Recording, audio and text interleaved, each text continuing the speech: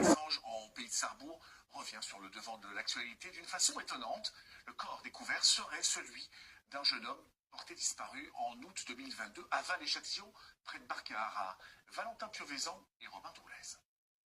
C'est avec le visage fatigué, endeuillé, que Xavier regarde les photos de son frère Guillaume, disparu depuis août 2022. La semaine dernière, l'affaire connaît un rebondissement.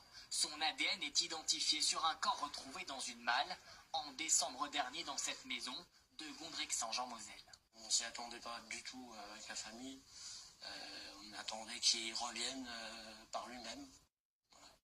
C'est vraiment atroce ce qui lui est arrivé parce que dans une malle, découpée en morceaux, voilà, c'est en plus une famille qu'on ne connaît pas. Guillaume, il était joyeux, il faisait rien de mal.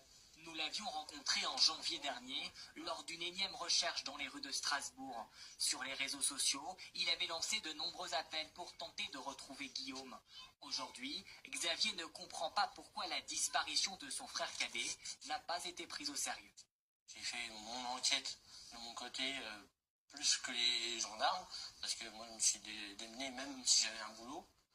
J'étais en train de faire les recherches les soirs, à demander de l'aide sur les réseaux sociaux. Désormais, Xavier et sa famille cherchent à comprendre ce qu'il s'est passé. Qui aurait pu tuer Guillaume, 27 ans?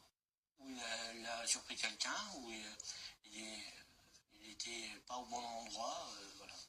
Il serait jamais mis dans une malle à se suicider ou quoi que ce soit. Il aimait la vie. Pour l'heure, le mystère reste entier. Les deux propriétaires de la maison sont mis en examen. L'homme est en détention provisoire, sa compagne, elle, sous contrôle judiciaire. Ils restent tous les deux présumés innocents.